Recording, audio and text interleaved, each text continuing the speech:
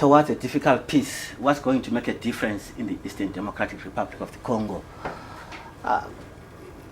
What I bring forward, colleagues, is there are efforts that are ongoing, but how should the efforts translate that to discernible peace? The DR Congo, for instance, has been home to more than 6 United Nations peacekeeping missions. In the history of UN peacekeeping missions since around the 1960s, but still the peace dividends is elusive to the Congolese citizenry. And the Eastern DR Congo remains a theater of violent conflict, particularly the Oriental Province, the North Kivu and South Kivu districts. And in response to this instability, in February 2013, the DR Congo and the region signed an interagency cooperation framework to drive peace and security in the region. And this was signed under the auspices of the United Nations, the African Union, the SADC, and the International Conference on the Great Lakes region, and which is normally called 11+4 framework. But as I indicated, peace seems to be elusive. How do communities in conflict or emerging from violent conflict develop infrastructures for peace, not to revert back to armed violence? And in September 2013, I undertook fieldwork, which saw me in South Kivu and then into North Kivu to understand and explore the net protective progress impact of the operationalization of 11+4 framework on community security and protection of civilians, women and children. You remember the UN head of mission, Mary Robinson, underscored that her focus will be around the protection of civilians, the protection of women, and the protection of children. And this is what I also sought to establish and to explore. Yes, the time may be very, very short since the agreement was signed, but it is very important to understand the ongoing process that builds towards establishing lasting peace.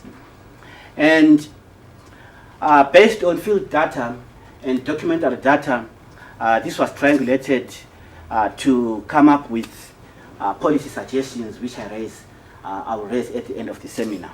But however, my study contains that while military response utilities bring positive rewards in terms of negative peace, there are concerning personal, structural, relational, and cultural implications that need to be addressed in order to translate that negative peace into positive peace. It is not enough to end the war, but we still need to go a step further and address those structural, those relational, those cultural dimensions that feed the conflict. And this was the path that I took on the 29th of August when I left South Africa for the Eastern DR Congo. I went to Bujumbura. I flew into Bujumbura, and from there I used the road into Uvira. And through networks that we have established in the Eastern DR Congo, we drove through Rwanda and into Bukavu, where I had to stay for a few days there in Bukavu while we were assessing the situation. It was a time when I went to the Eastern DR Congo when there was shelling around Gisenyi and around Goma, between the Rwandan army and the M23 rebels. Remember those counter accusations when there were shells that killed. I think there were 2 or 3 people who were killed in a market. So that was the time when I was in the field. I had to stay a few days in Bukavu. Then we went to Goma. And in Goma, I managed to conduct focus group discussions and key informant interviews in Goma, in the town itself.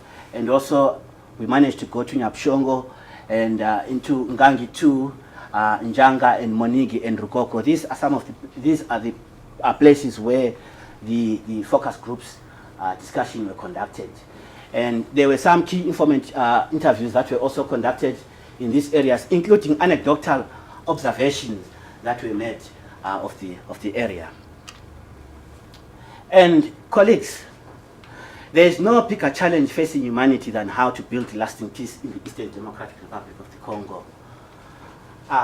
As I indicated briefly in my introduction, Congo has been home to 6 UN peacekeeping missions, and currently it houses the largest funded UN peacekeeping mission. But still, peace to the man, to the woman, to the child out there in the village is still not discernible. Just to give you a picture of the challenge that we face in building lasting peace in the DR Congo.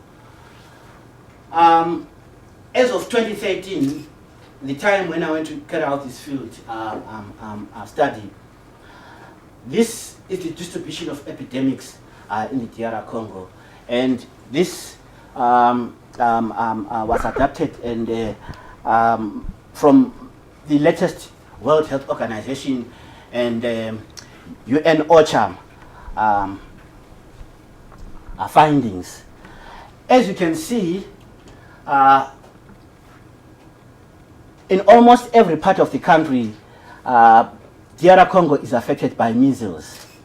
And the eastern DR Congo is also an area affected by cholera.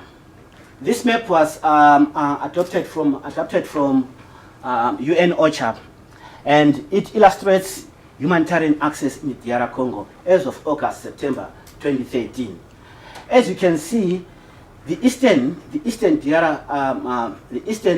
expanse of DR Congo is an area which is severely restricted in terms of humanitarian access. And in some areas, particularly in Oriental province, humanitarian access is non-existent. Yet, as we saw in the previous map, that these are areas that really need humanitarian access in terms of addressing such health problems like measles and cholera, and also to address the impact of armed violence in the region. So you can see the kind of challenge that we face in building lasting peace in the eastern expanse of DR Congo. The current tragedy, I'm sure we have all been following, the media. It started in April 2012, when a group of soldiers revolted and rebelled, and the reason for their mutiny was around issues of salary and issues of livelihoods in terms of government packages in the army. And led by Bosco Ntaganda, this group of soldiers, the mutinied, had, one characteristic, that they were members of the previously Tutsi linked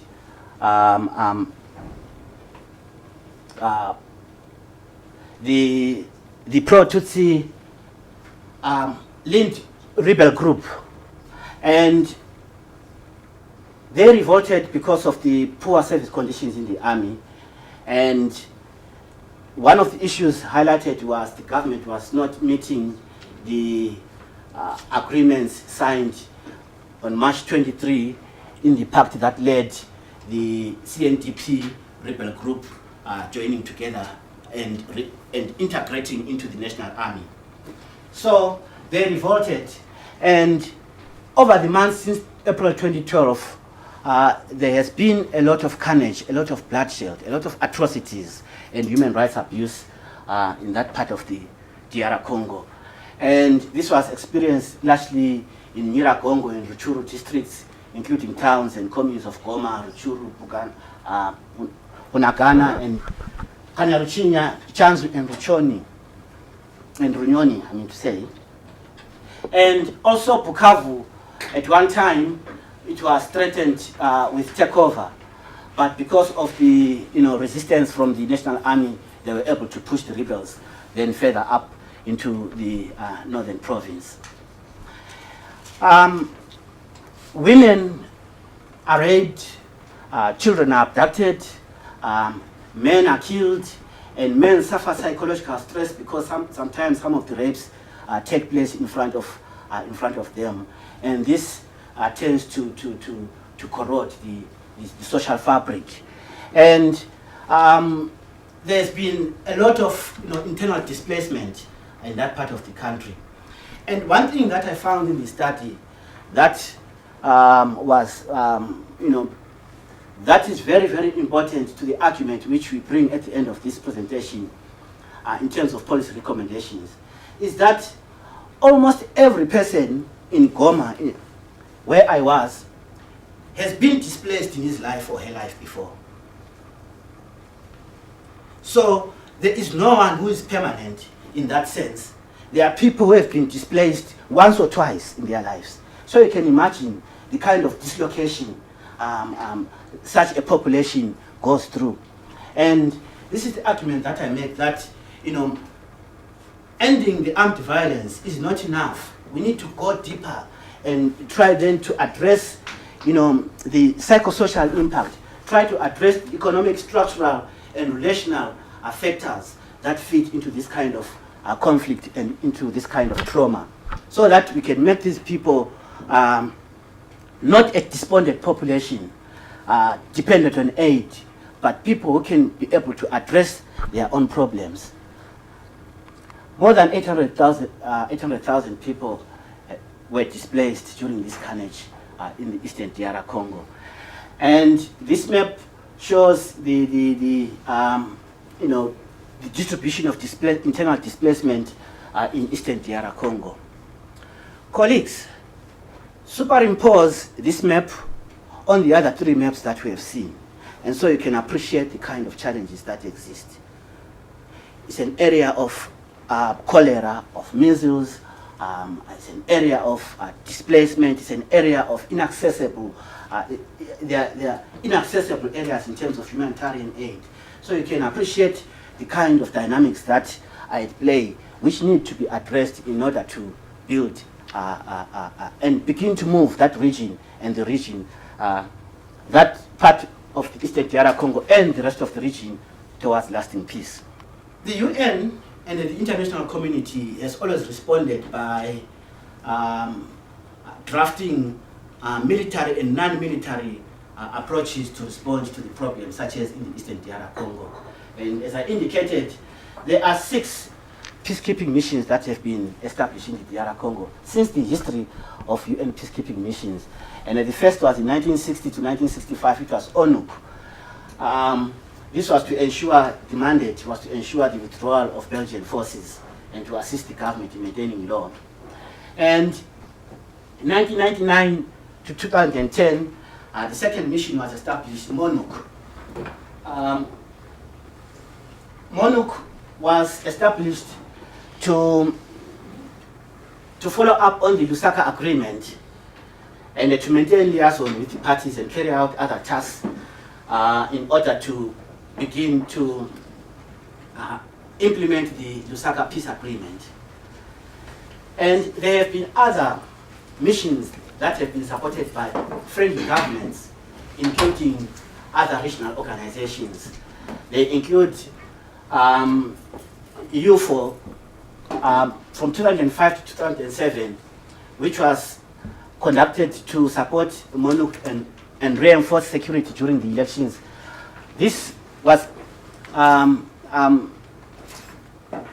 the auspices of the European Union. MONUC in 2010 was transformed into MONUSCO, which currently exists and is the largest funded UN peacekeeping mission in the world. And in 2013, we had an FIB, the Force Intervention Brigade, which was established.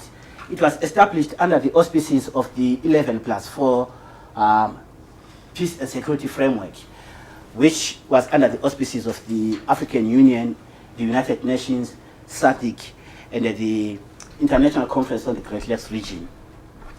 And this mission, it was a first of its kind in Africa, because the UN and the African Union mandated the mission to use force. And I think this has been the advantage, and this has been the greatest force that has seen M23 backing up. Because the 3,000 strong troops that were injected from South Africa, from Malawi and Tanzania, have been able to drive back the M23. And probably this is the kind of force that we need also to establish in northern DR Congo. The Lord's Resistance Army has been a persistent problem. And we had a similar mission that was established for the Lord's Resistance Army, but it has not brought in the kinds of activities that we sought to establish. And last year I went to South Sudan, the Central African Republic, CHIP, and northern DR Congo, in order to understand the operationalization of the mission to eliminate the Lord's Resistance Army. And it was established on the same principle that this 11+4 has been established, where it is the drive of the local key actors, and in collaboration with the United Nations and with the African Union. And the emphasis is around pooling resources, bringing regional resources together in order to address a problem that respects no boundaries. However, we have not been so successful in Central African Republic because the Lord's Resistance Army still continues its atrocities, and displacement are continuing the whole of that region. Also compounded by the Sheleka rebels. It makes the problems quite complex. However, the 11+4 has been able to drive by force the M23, but we need to go a step further to that. Peace support operations, which may be called peace missions, while they have a military mandate to keep peace, they have embedded within them socio-economic dimensions. And the socio-economic dimensions, they include ensuring the social well-being of the citizenry, establishing a credible and functional judicial system, establishing a functioning and financial and economic infrastructure, repairing physical infrastructure, building administrative and governance capacities, and restoring internal security. Colleagues, we need civilian deployment. We need humanitarian assistance. We need, a range of capacities in order to address the range of, structures, the range of relational factors that make up, peaceful communities. Understanding the socio-economic dimensions of peace support operations, they have implications on the notions of negative and positive peace. John Galtung talks a lot about negative peace and positive peace. Negative peace defined as, the cessation and the halting of direct violence towards individuals and towards our environment. Then positive peace goes further, to strengthen and develop a culture of peace. This needs, addressing issues around, education. How do we nurture a population from young so that they grow up with these values of peace. Violence is a choice. Violence is a choice. Conflict is a part of life, but alternatives are always there. Alternatives are always there to find a solution to the problems that we have as human beings. So we can choose not to be violent and respond to our problems in non-violent ways. And some of these may include, designing curriculum, designing education that is going to, build citizens who are able to respond to the challenges that they face in their communities in sustainable ways. Around that, I present a peace taxonomy. What is it that can make communities peaceful? They include security, and security not in the traditional sense of territorial integrity, but security in the contemporary paradigm of human security in terms of economic security, in terms of social security, in terms of environmental security, in terms of political security. We have to address all those dimensions: health, security, education, human rights, all those dimensions of contemporary security paradigm. And also, political and governance and participation is very important, creating inclusive political spaces, human rights, justice and reconciliation, socio-economic development, a high level of human capital, and good relations with neighbors. The Eastern DR Congo, one of the key dynamics is, regional conflict. And good relations with neighbors will contribute immensely towards building peaceful communities. 11 months after the carnage, 11+4 was signed. And Mary Robinson highlighted that the 11+4 is a framework of hope and offers us an opportunity to do more than just attend to the consequences of conflict, but to manage the crisis and move to resolving its underlying causes and stop it for good. We have tried many years, but this is an opportunity that all humanity can contribute and begin to, move the Eastern DR Congo towards, peaceful existence. These are the guiding principles to end violence in DRC based on the 11+4 framework. And there were principles that were identified for the DR Congo, for the region, and for the international community. We all have a role to play to deepen security sector reform in the DR Congo, to further structural reform of public institutions, and to further reconciliation. The international community has to support the efforts towards recovery in the DR Congo. These principles, the 11+4 framework, was envisaged in a multi-directional process, and a plan of implementation was set up, and it has been ongoing, and there are national and regional oversight mechanisms, and a number of stakeholder meetings have been held with key parties to the agreement. And we have seen Mary Robinson traveling across Rwanda, Uganda, the DR Congo, Burundi, here in South Africa, Zambia, mobilizing resources, mobilizing actors at different levels to play their part. And we have seen regional governments indeed undertaking to fulfill the promises that they made to the signing of the agreement. South Africa managed to send its troops. Zambia also, Tanzania and Malawi also did their part. And we have seen a number of actors taking their part.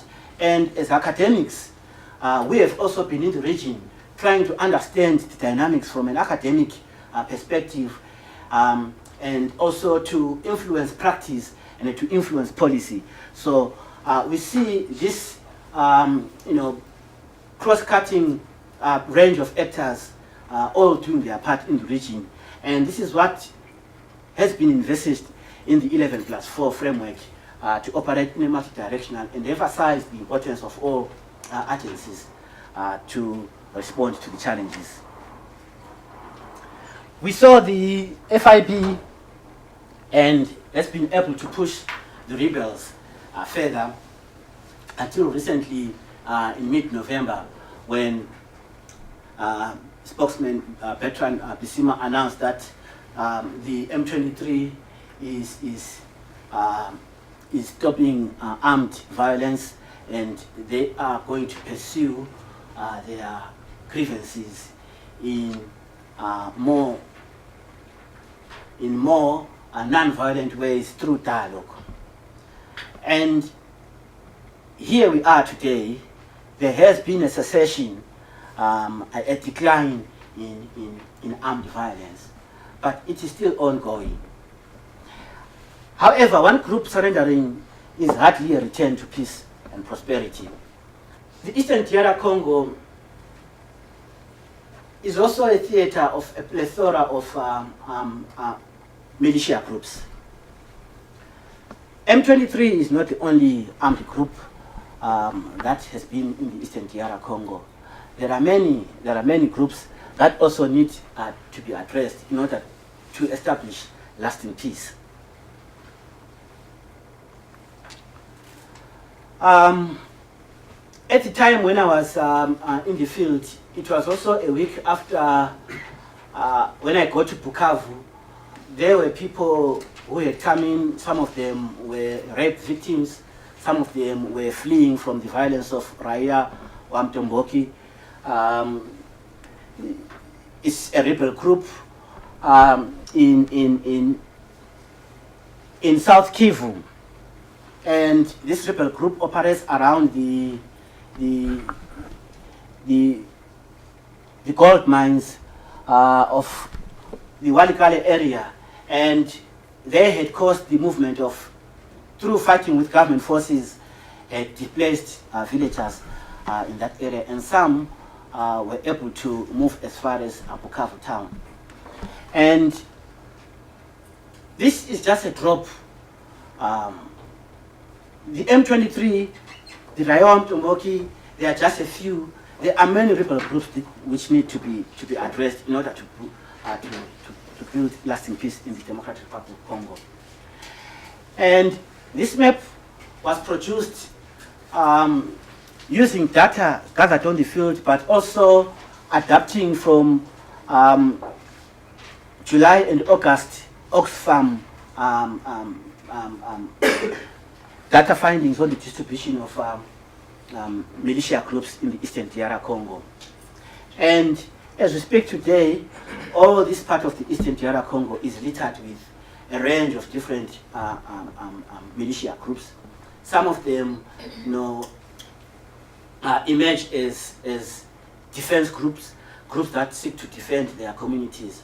But due to the economic and social challenges that exist in the region, most of these groups become vulnerable to banditry.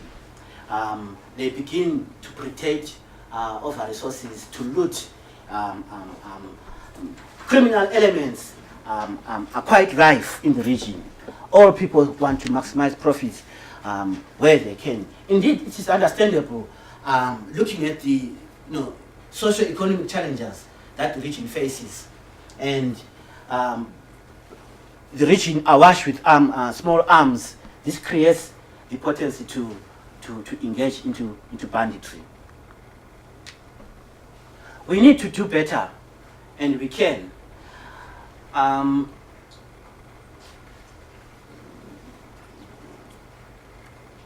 Based on the peace taxonomy presented, and based on the challenges that exist in the DR Congo, not only in terms of the armed violence, but the other socio-economic and cultural challenges that exist in the region. policy suggestions should articulate around, a systemic peace-building approach, which will address the transactional, the attitudinal, and the structural dimensions of the community. And the transactional dimensions, in terms of systemic building, peace building, refers to the processes and skills used by people to manage conflict, solve problems, and turn ideas into action. And what it means is there is need for continued capacity building. And we at Aisa, we also pride ourselves. We are, in the process of becoming a part of APSTA, Africa Peace Keeping Trainers Association. And APSTA has been doing a lot of work with the peacekeeping missions, with militaries, with the civilian deployment in terms of capacity building and capacity training, to build skills to address problems and turn ideas into action. Attitudinal elements, they refer to the attitudes, norms, the relationships that affect the level of cooperation and groups. And the DR Congo, colleagues, it is very, very important to address this dimension in terms of, developing policy responses that are going to transform the way in which identities and ethnicities are politicized in the region, transform the norms of the norms and the general relationships. They are deeply traumatized people. They have been displaced more than twice. They have seen atrocities. There are women raped in front of them. There are children raped and killed. And they have seen their homes and are destroyed. And we need to address these attitudinal dimensions of the citizens in order to begin to have people who may have a different view and begin to address the problems that face them. There are structural elements. Structural elements include the rule of law, the economy, the institutions designed to meet the people's basic human needs. And one of the serious challenges in the Eastern DR Congo, despite many efforts, poverty glares many in the face in that region. And so we need to begin to build structures and institutions that are going to address these challenges of poverty. Build schools, create infrastructure which strengthens the whole process of systemic peace building. In short, policy suggestions should address security and socio-economic development of individuals, of national and regional dynamics. Policy suggestions should address issues of human rights, justice and reconciliation. Policy suggestions should address concerns of governance, transition, and inclusive political processes. Policy suggestions addressing these issues take up what we may call a whole of society approach, a systemic peace-building approach, which, in my view, and based on the understanding of the Eastern DR Congo dynamics in the region, will begin to drive that region on the path to lasting peace. Thank you.